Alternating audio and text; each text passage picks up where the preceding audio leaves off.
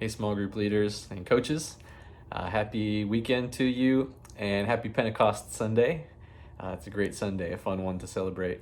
Got a couple of things for you for a prompt this week. The first one is we've been working through different kinds of needs that people experience, especially right now during times of high stress and anxiety due to the pandemic. And so we've already talked a little bit about needs of belonging and of livelihood.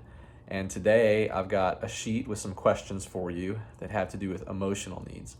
So this is pretty closely related, but new material from some that blog on anxiety that I released to you a couple weeks back from Dr. Oliver. This has some new, fresh questions on it, some great questions. One of my favorites from here is how would you rate your emotional distress since the pandemic on a scale of 1 to 10, with 10 being the highest? Even just that one question can be very, very revealing and a conversation starter. What do you think would help reduce your amount of emotional distress right now? It's interesting to find out what people say, what they think would help.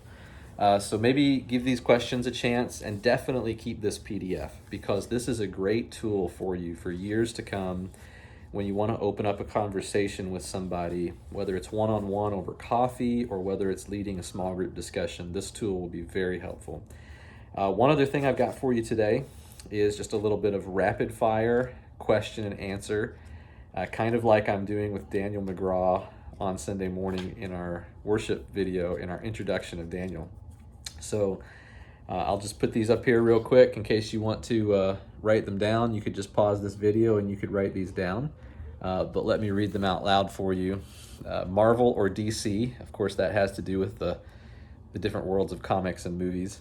Party games or strategy games. So examples might be like, strategy games would be like Risk or just other complicated games like that, Catan or something. Party games would be like Fishbowl or charades, those kind of things. Texting or talking, +2 armor or +2 strength. If you don't get it, it's okay. It's kind of a nerdy question. It has to do with RPG gaming, but how do you feel about animal crackers? I asked Daniel that because he's a vegetarian, so I thought that was kind of funny.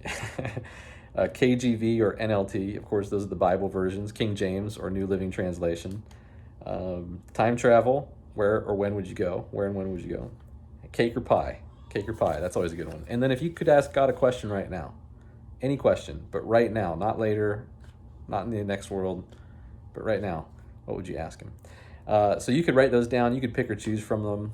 If you wanted to do this with a group, you could write them down, cut them into slips of paper, put them in a hat, let everybody draw one, but they don't get to answer until it's their turn, and then they have to read it and answer within like 5 seconds.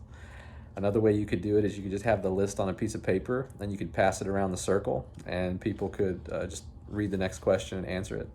Or you could have everybody write their answers down on their cell phone or write their answers down on their own piece of paper and then share and read and laugh at what everybody said. There's lots of great ways you could use this.